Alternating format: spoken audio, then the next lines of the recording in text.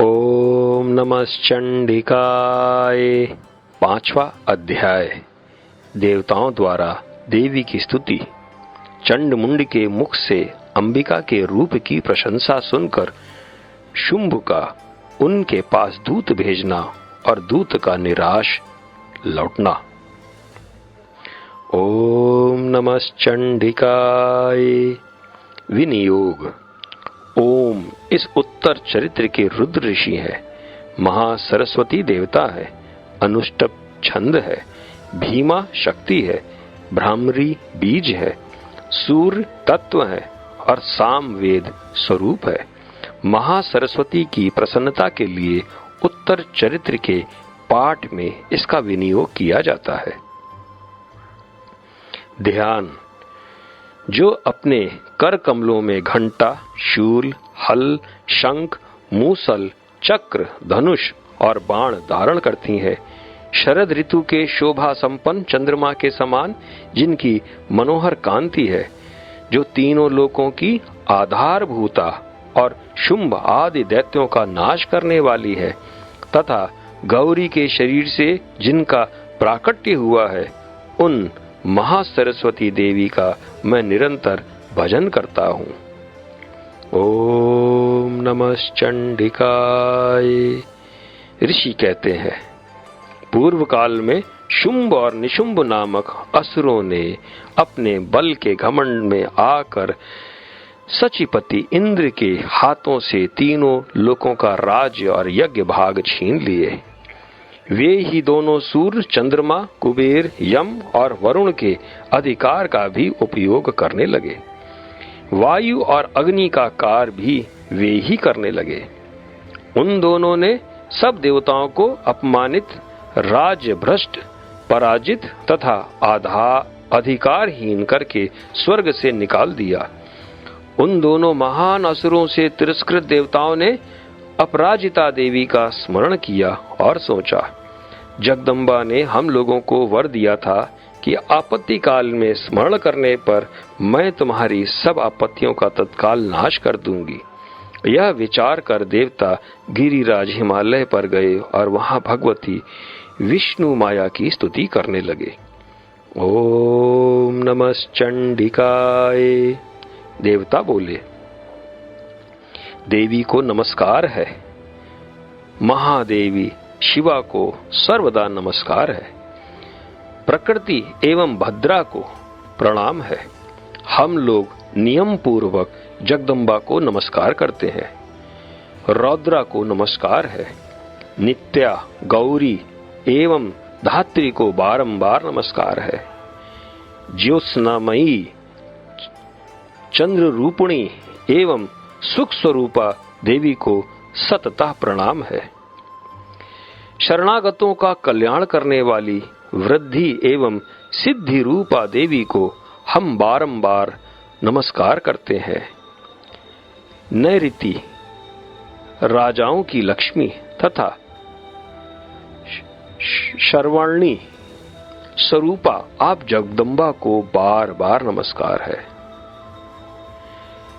दुर्गा, दुर्गपारा, सारा, सर्वकारिणी, ख्याति, कृष्णा और धूमा देवी को सर्वदा नमस्कार है। अत्यंत सौम्य तथा अत्यंत रौद्र रूपा देवी को हम नमस्कार करते हैं। उन्हें हमारा बारंबार प्रणाम है। जगत की आधारभूता कृति देवी को बारंबार नमस्कार है। जो देवी सब प्राणियों में विष्णु माया के नाम से कही जाती हैं, उनको नमस्कार, उनको नमस्कार, उनको बारंबार नमस्कार है। जो देवी सब प्राणियों में चेतना कहलाती हैं, उनको नमस्कार, उनको नमस्कार, उनको बारंबार नमस्कार है। जो देवी सब प्राणियों में बुद्धि रूप से स्थित हैं, उनको नमस्कार, उनको नमस्कार, उनको बारंबार नमस्कार है। जो देवी सब प्राणियों में निद्रा रूप से स्थित हैं, उनको नमस्कार, उनको नमस्कार, उनको बारंबार नमस्कार है। जो देवी सब प्राणियों में शुद्धा रूप से स्थित हैं, उनको नमस्कार, उनको नमस्कार, उनको बारंबार नमस्कार है। जो देवी सब प्राणियों में छाया रूप से स्थित है, उनको नमस्कार, उनको नमस्कार, उनको बारंबार नमस्कार है। जो देवी सब प्राणियों में शक्ति रूप से स्थित है, उनको नमस्कार, उनको नमस्कार, उनको बारंबार नमस्कार है। जो देवी सब प्राणियों में तृष्णा रूप से स्थित है, उनको नमस्कार, उनको नमस्कार, उनको बारंबार नमस्कार है। जो देवी सब प्राणियों में शांति, क्षमा रूप से स्थित है, उनको नमस्कार, उनको नमस्कार, उनको बारंबार नमस्कार है। जो देवी सब प्राणियों में जाति रूप से स्थित है, उनको नमस्कार, उनको नमस्कार, उनको बारंबार नमस्कार है। जो देवी सब प्राणियों में लज्जा रूप से स्थित है, उनको नमस्कार, उनको नमस्कार, उनको बारंबार नमस्कार है। जो देवी सब प्राणियों में शांति रूप से स्थित है, उनको नमस्कार, उनको नमस्कार, उनको बारंबार नमस्कार है। जो देवी सब प्राणियों में श्रद्धा रूप से स्थित है, उनको नमस्कार, उनको नमस्कार, उनको बारंबार नमस्कार है। जो देवी सब प्राणियों में कांति रूप से स्थित है, उनको नमस्कार, उनको नमस्कार, उनको बारंबार नमस्कार है। जो देवी सब प्राणियों में लक्ष्मी रूप से स्थित है, उनको नमस्कार, उनको नमस्कार, उनको बारंबार नमस्कार है। जो देवी सब प्राणियों में वृत्ति रूप से स्थित है, उनको नमस्कार, उनको नमस्कार, उनको बारंबार नमस्कार है। जो देवी सब प्राणियों में स्मृति रूप से स्थित है, उनको नमस्कार, उनको नमस्कार, उनको बारंबार नमस्कार है। जो देवी सब प्राणियों में दया रूप से स्थित है, उनको नमस्कार, उनको नमस्कार, उनको बारंबार नमस्कार है। जो देवी सब प्राणियों में तुष्टि रूप से स्थित है, उनको नमस्कार, उनको नमस्कार, उनको बारंबार नमस्कार है। जो देवी सब प्राणियों में माता रूप से स्थित है, उनको नमस्कार, उनको नमस्कार, उनको बारंबार नमस्कार है। जो देवी सब प्राणियों में भ्रांति रूप से स्थित है, उनको नमस्कार, उनको नमस्कार, उनको बारंबार नमस्कार है। जो जीवों के इंद्रिय वर्ग की अधिष्ठात्री देवी एवं सब प्राणियों में सदा व्याप्त रहने वाली है, उन व्याप्ति देवी को बारंबार नमस्कार है। जो देवी चैतन्य रूप से इस संपूर्ण जगत को व्याप्त करके स्थित है, उनको नमस्कार, उनको नमस्कार, उनको बारंबार नमस्कार है। पूर्व काल में अपने अभिष्ट की प्राप्ति होने से देवताओं ने जिनकी स्तुति की तथा देवराज इंद्र ने बहुत दिनों तक जिनका स्तवन किया, वह कल्याण की साधन भूता ईश्वरी हमारा कल्याण और मंगल करे तथा सारी आपत्तियों का नाश कर डाले। उदंड दैत्यों से सताए हुए हम सभी देवता जिन परमेश्वरी को इस समय नमस्कार करते हैं तथा जो भक्ति से विनम्र पुरुषों द्वारा स्मरण की जाने पर तत्काल ही संपूर्ण विपत्तियों का नाश कर देती है, वे जगदम्बा हमारा संकट दूर करें। ओम नमः चंडिकाय। ऋषि कहते हैं, राजन, इस प्रकार जब देवता स्तुति कर रहे थे, उस समय पार्वती देवी गंगा जी के जल में स्नान करने के लिए वहां आई। उन सुंदर भाव वाली भगवती ने देवताओं से पूछा, आप लोग यहाँ किसकी स्तुति करते हैं? तब उन्हीं के शरीर कोश से प्रकट हुई शिवा देवी बोली, शुंभ दैत्य से तिरस्कृत और युद्ध में निशुंभ से पराजित हो यहाँ एकत्रित हुए ये समस्त देवता यह मेरी ही स्तुति कर रहे हैं। पार्वती जी के शरीर कोश से अंबिका का प्रादुर्भाव हुआ था, इसलिए वे समस्त लोकों में कौशिकी कही जाती हैं। कौशिकी के प्रकट होने के बाद पार्वती देवी का शरीर काले रंग का हो गया, अतः वे हिमालय पर रहने वाली कालिका देवी के नाम से विख्यात हुई। तदंतर शुंभ निशुंभ के भृत्य चंड मुंड वहां आए और उन्होंने परम मनोहर रूप धारण करने वाली अंबिका देवी को देखा।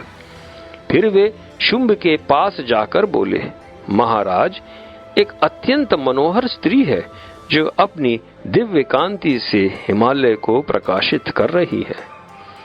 वैसा उत्तम रूप कहीं किसी ने भी नहीं देखा होगा।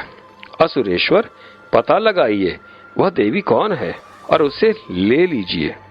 स्त्रियों में वह रत्न है, उसका प्रत्येक अंग बहुत ही सुंदर है तथा वह अपने श्री अंगों की प्रभा से संपूर्ण दिशाओं में प्रकाश फैला रही है। दैत्यराज, अभी वह हिमालय पर ही मौजूद है, आप उसे देख सकते हैं। प्रभु, तीनों लोकों में मणि, हाथी और घोड़े आदि जितने भी रत्न हैं, वे सब इस समय आपके घर में शोभा पाते हैं।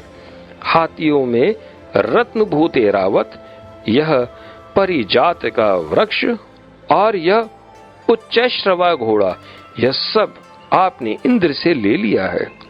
हंसों से जुता हुआ यह विमान भी आपके आंगन में शोभा पाता है। यह रत्नभूत अद्भुत विमान जो पहले ब्रह्मा जी के पास था, अब आपके यहाँ लाया गया है। यह महापद्म नामक निधि आप कुबेर से छीन लाए हैं। समुद्र ने भी आपको किंजली कली किंजंकनी नाम की माला भेंट की है, जो केसरों से सुशोभित है और उसके कमल कभी कुमलाते नहीं है। सुवर्ण की वर्षा करने वाला वरुण का छत्र भी आपके घर में शोभा पाता है तथा यह श्रेष्ठ रथ जो पहले प्रजापति के अधिकार में था, अब आपके पास मौजूद है। दैत्येश्वर, मृत्यु की उत्क्रांतिदा नाम वाली शक्ति भी आपने छीन ली है तथा वरुण का पाश और समुद्र में होने वाले सब प्रकार के रत्न आपके भाई निशुंभ के अधिकार में है। अग्नि ने भी स्वतः शुद्ध किए हुए 2 वस्त्र आपकी सेवा में अर्पित किए हैं। दैत्यराज, इस प्रकार सभी रत्न आपने एकत्र कर लिए हैं। फिर जो यह स्त्रियों में रत्न रूपा कल्याणमयी देवी है, उसे आप क्यों नहीं अपने अधिकार में कर लेते। ओम नमः चंडिकाय। ऋषि कहते हैं, चंडमुंड का यह वचन सुनकर शुंभ ने महादैत्य सुग्रीव को दूत बनाकर देवी के पास भेजा और कहा, तुम मेरी आज्ञा से उसके सामने ये बातें कहना और ऐसा उपाय करना जिससे प्रसन्न होकर वह शीघ्र ही यहाँ आ जाए। वह दूत पर्वत के अत्यंत रमणीय प्रदेश में जहाँ देवी मौजूद थी गया और मधुर वाणी में कोमल वचन बोला। ओम नमः चंडिकाय। दूत बोला, देवी, दैत्यराज शुंभ इस समय तीनों लोकों के परमेश्वर हैं। मैं उन्हीं का भेजा हुआ दूत हूँ और यहाँ तुम्हारे ही पास आया हूँ। उनकी आज्ञा सदा सब देवता एक स्वर से मानते हैं, कोई उसका उल्लंघन नहीं कर सकता। वे संपूर्ण देवताओं को परास्त कर चुके हैं। उन्होंने तुम्हारे लिए जो संदेश दिया है उसे सुनो। संपूर्ण त्रिलोकी की मेरे अधिकार में है। देवता भी मेरी आज्ञा के अधीन चलते हैं। संपूर्ण यज्ञों के भागों को मैं ही पृथक पृथक भोगता हूँ। तीनों लोकों में जितने श्रेष्ठ रत्न हैं, वे सब मेरे अधिकार में है। देवराज इंद्र का वाहन ऐरावत, जो हाथियों में रत्न के समान है, मैंने छीन लिया है। क्षीर सागर का मंथन करने से जो अश्वरत्न उच्चैश्रवा प्रकट हुआ था, उसे देवताओं ने मेरे पैरों पर पड़कर समर्पित किया है। सुंदरी, उनके सिवा और भी जितने रत्न भूत पदार्थ देवताओं, गंधर्वों और नागों के पास थे, वे सब मेरे ही पास आ गए हैं। देवी, हम लोग तुम्हें संसार की स्त्रियों में रत्न मानते हैं, अतः तुम हमारे पास आ जाओ, क्योंकि रत्नों का उपभोग करने वाले हम ही हैं। चंचल कटाक्षों वाली सुंदरी, तुम मेरी या मेरे भाई महापराक्रमी निशुंभ की सेवा में आ जाओ, क्योंकि तुम रत्न स्वरूपा हो। मेरा वरण करने से तुम्हें तुलना रहित महान ऐश्वर्य की प्राप्ति होगी। अपनी बुद्धि से यह विचार कर तुम मेरी पत्नी बन जाओ। ओम नमः चंडिकाय। ऋषि कहते हैं, दूत के यूं कहने पर कल्याणमयी भगवती दुर्गा देवी, जो इस जगत को धारण करती हैं, मन ही मन गंभीर भाव से मुस्कुराई और इस प्रकार बोली, ओम नमः चंडिकाय। देवी ने कहा, दूत, तुमने सत्य कहा है, इसमें तनिक भी मिथ्या नहीं है। शुंभ तीनों लोकों का स्वामी है और निशुंभ भी उसी के समान पराक्रमी है, किंतु इस विषय में मैंने जो प्रतिज्ञा कर ली है उसे मिथ्या कैसे करूं? मैंने अपनी अल्प बुद्धि के कारण पहले से जो प्रतिज्ञा कर रखी है उसे सुनो। जो मुझे संग्राम में जीत लेगा, जो मेरे अभिमान को चूर्ण कर देगा तथा संसार में जो मेरे समान बलवान होगा, वही मेरा स्वामी होगा।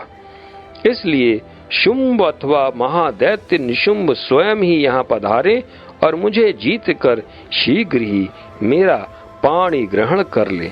इसमें विलंब की क्या आवश्यकता है? ओम नमः चंडिकाय। दूत बोला, देवी, तुम घमंड में भरी हो, मेरे सामने ऐसी बातें न करो। तीनों लोकों में कौन ऐसा पुरुष है जो शुंभ निशुंभ के सामने खड़ा हो सके?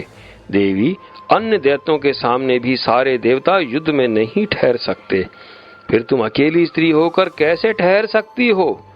जिन शुंभ आदि दैत्यों के सामने इंद्र आदि सब देवता भी युद्ध में खड़े नहीं हुए, उनके सामने तुम स्त्री होकर कैसे जाओगी?